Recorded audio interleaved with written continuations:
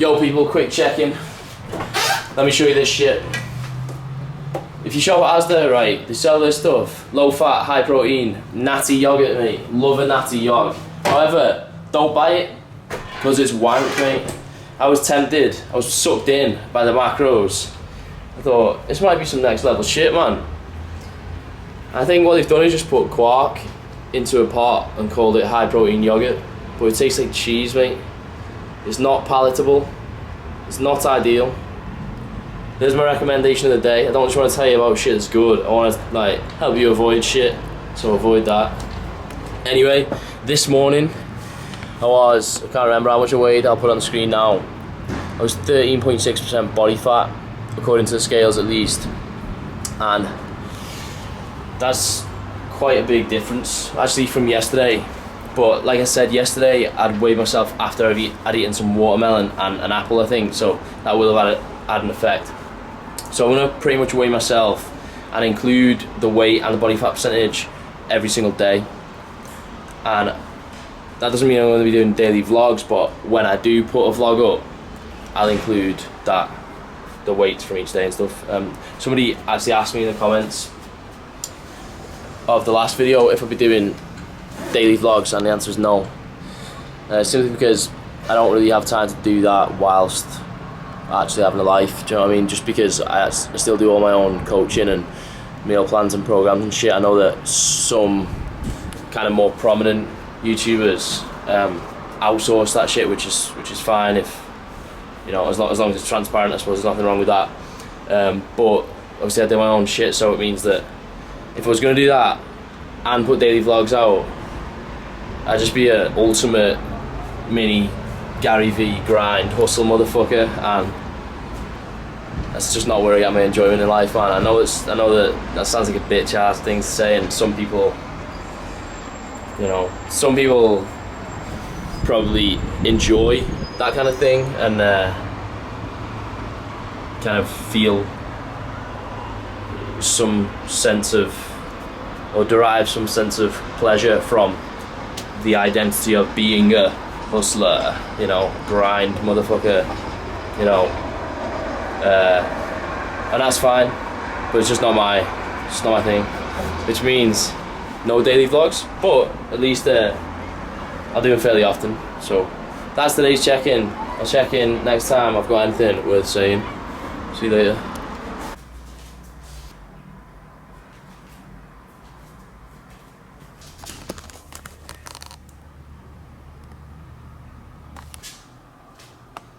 Talk to me about the moody shades. I'm saying a lot. Yo people, welcome to an episode of Joey D Sells Shit on YouTube, so you can make some dough, so that you can buy pink ladies and spend money on stupid shit in Ibiza. Anyway, I was trying on these glasses. The company sent me them a while back, so I thought I'd give them a mention. Basically they said, Joe, check out the glasses. If you like them, we'll hook you up with like a discount code and shit. And you can make some dough off it. And I tried them on and I thought, I don't know if I actually like these. Like, I don't know if I actually like how they look, specifically. But I'm fucking sure they look edgy as fuck, man. I'm pretty sure I look like a class A moody head. So I thought, that's good enough for me, man. It's not about looking good, it's about looking moody. So anyway, I got a discount code and shit, it's in the description. What I will say is, they're more expensive than I would ever buy, personally. But I know some people like to spend money on shit. Each to their own. But the reason for that is, I don't trust myself not to lose shit in Ibiza when I'm in a fucking state. So, these will not be my going out, getting twatted glasses. These will be my daytime, still probably a little bit, always a bit fucked up, but not like majorly fucked up to the point where I'm a liability glasses. For that, I'll have B pairs, such as this little number. They're about 5 or 10 quid from H&M, shit like that. So you get these pairs from like H&M.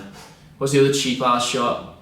There's a few cheap shops like that, or bartering with the guys on the beach who sell shit, all that kind of stuff.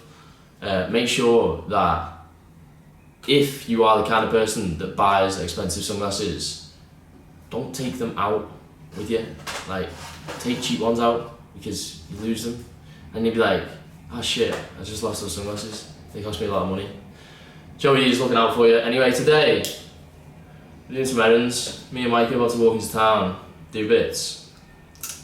Just gotta do stupid shit like go to the post office and everything's boring. But I'll take you along with us, because we're doing vlog bits. It's a moody as fuck day, like majorly overcast, as grey as possible. You know, the sky's a selection of greys, so I'll show you. I'll speak to you soon. Ciao.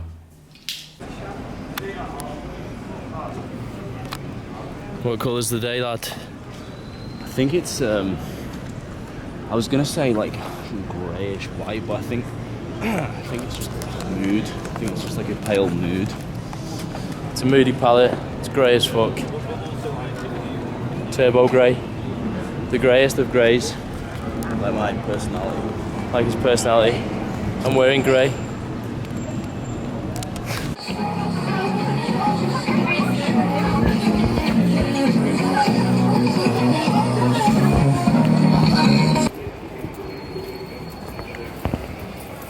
Moody conditions, man.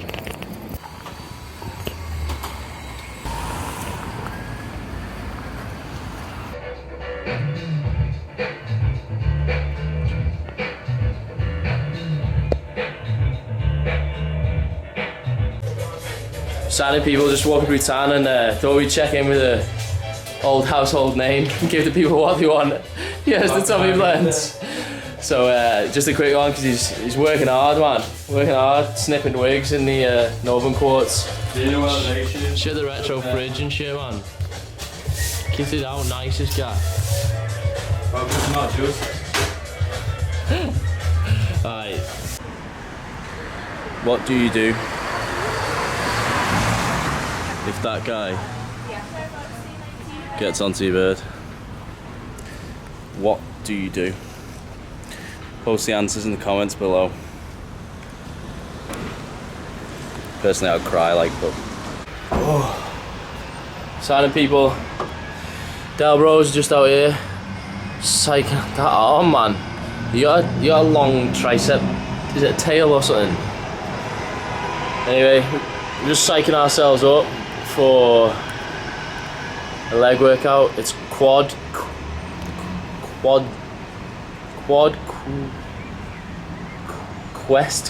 for quads. Quest for quads? Leg labour. Leg lambasting. Lambasting. I'm doing it. I'm gonna do a hamstring. I'm gonna call this hamstring havoc. So Hamstring holocaust. what I'm gonna do for this workout is probably just film a set of each. I'll just commentate over it again. Then after that, I'm probably gonna go into a bit of how I'm actually setting up my training over these next few weeks. Because I'm not actually strictly. What I do is, as opposed to doing myself a full program and going through it, I'll set it up phase by phase. So I'll just go through that after the workout.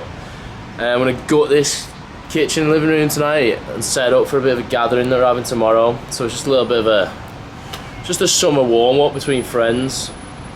It looks like I might actually do, what's the festival next weekend? Park Life. I might actually do Park Life on Sunday with Tommy B and Nath. So we'll see. Anyway, leg workout coming in.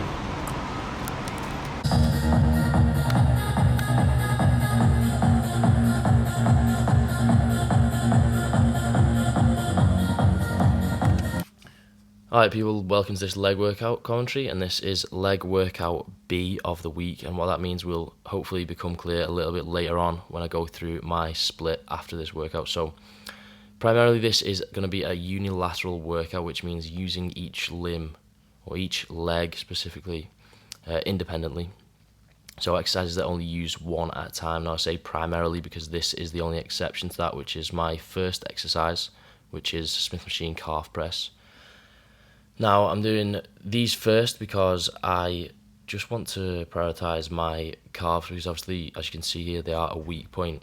I feel like hitting them first is gonna just allow me to get the most I can get out of this exercise, and hopefully go some way towards rectifying them. But we live in hope anyway. So 4 sets of 10 to 12 reps before going on to the next exercise, which is the first unilateral one, which is alternate leg extensions. So if you think about doing bicep curls, then often you'll do those alternately, and if you compare it to that, it makes this seem a lot less weird, a lot less alien, because obviously most of the time you see people doing this both legs at the same time. But the only issue with that is that it's hard to tell sometimes if you have a stronger side and it's overpowering the weaker and just doing all the work, and then by that sense possibly exacerbating the problem. So I've just noticed that my squat isn't perfectly symmetrical, so I've gone to this method of doing one of my leg workouts per week with primarily unilateral exercises, so that I can actually identify those weaknesses or imbalances rather, and try and work to rectify them. So the exercise you've just seen and this one will be 4 sets each of 10 to 12 reps each side, which means 20 to 24 reps in total. And you'll see towards the end of this set that my left side, which is obviously my weaker side, starts to fail a fair bit before my right. And advice for you, if that happens to you, stop when the weaker side fails rather than continue doing forced reps and more and more work on the stronger side. It'll just make the problem worse. So after those 3 isolations, I'm actually going on to my first pressing motion, which again is going to be a unilateral exercise because I'm doing weighted lunges here, which means that obviously one leg is working at a time.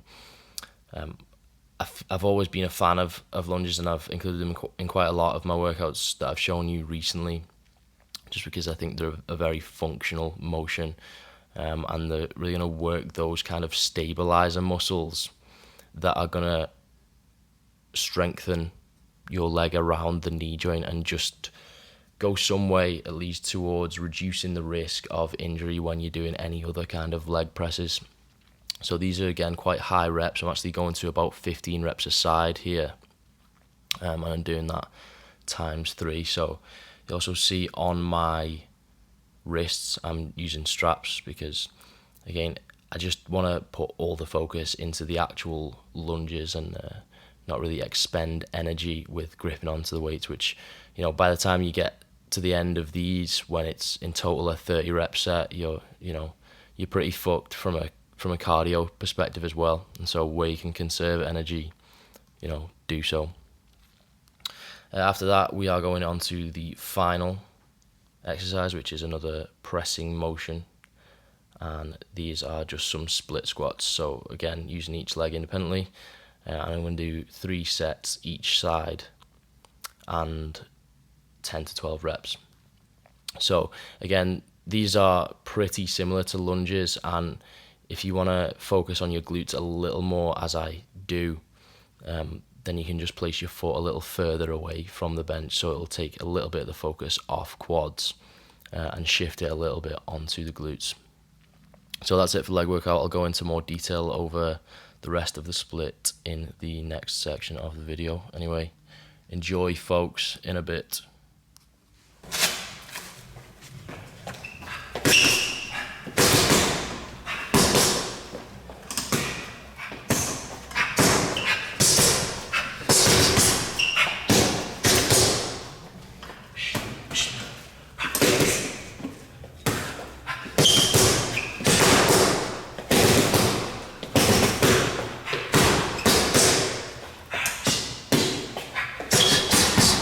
I'm sweating like a pig. I'm way ahead on calories for the day, man. I'm only eating like 1,200, which was a mistake before legs, but I felt fine anyway, so. Anyway, that's it.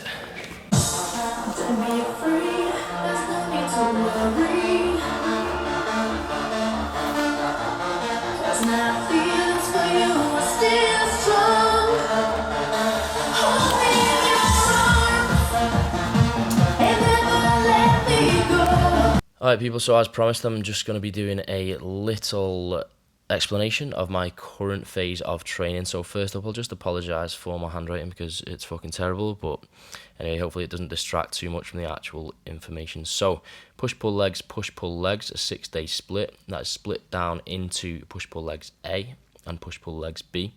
Now, for the most part, they are going to be different aside from the pull workout, which I'll get onto later, but push workout A will not be the same as push workout B, and that is the same for legs.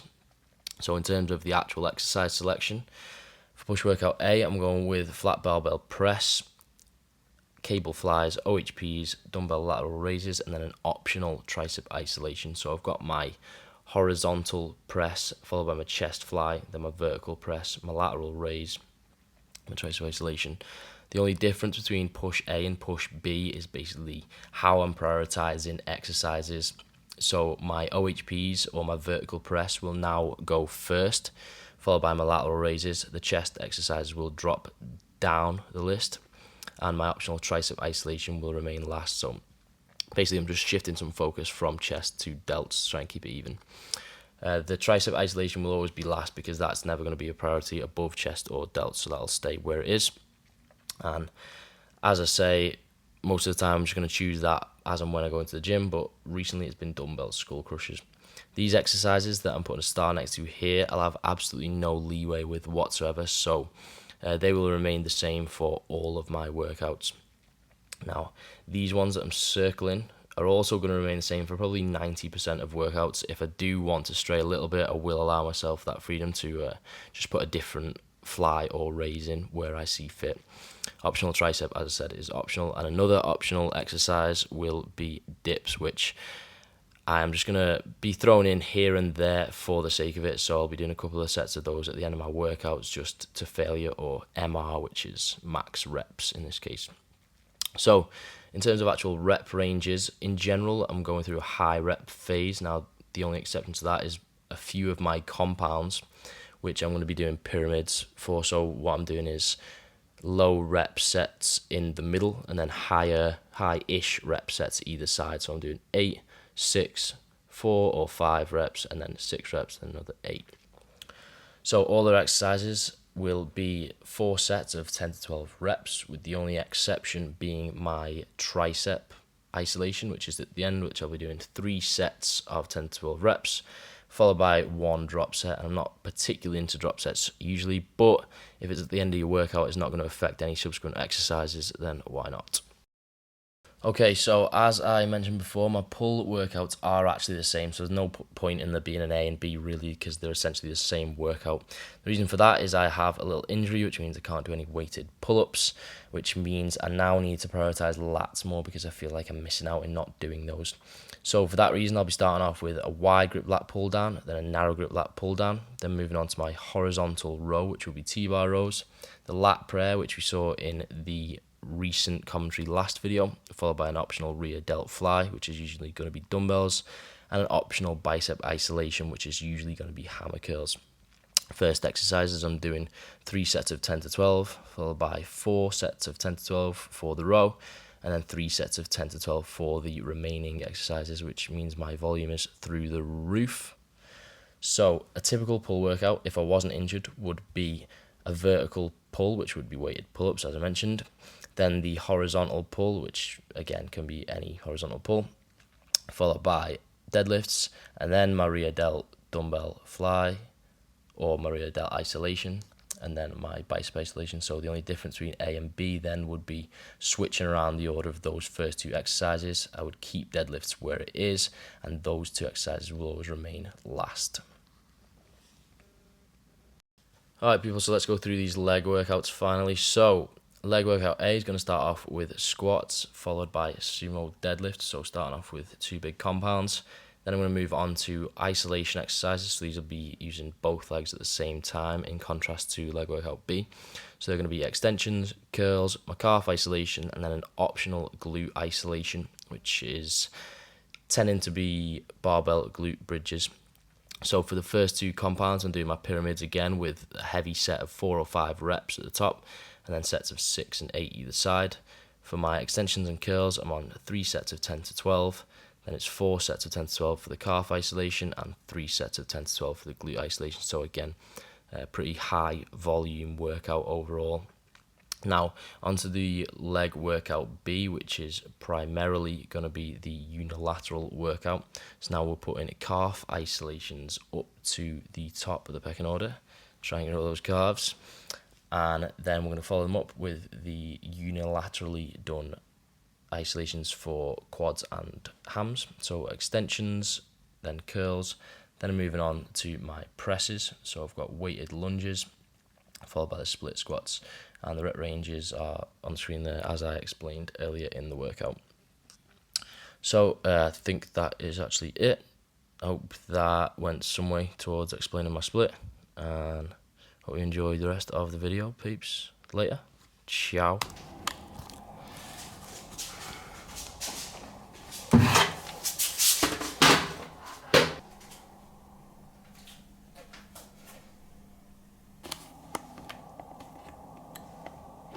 Strategies.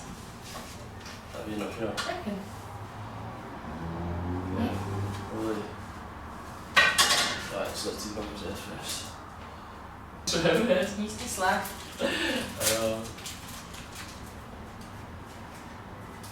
Oh, these look great. I think they sell complete. Do they? Yeah. That's sick. Oh, the time's really confusing this first. Is it? Yeah. We need help. Yeah, I'll try that.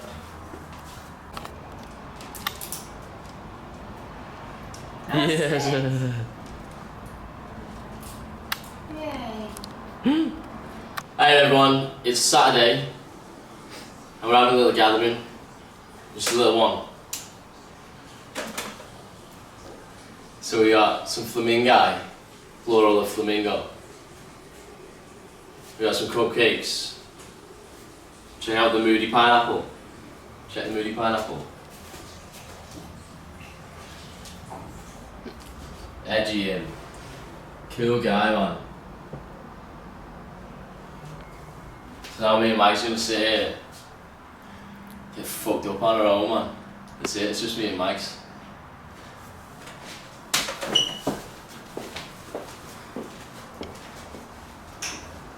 Buffet table.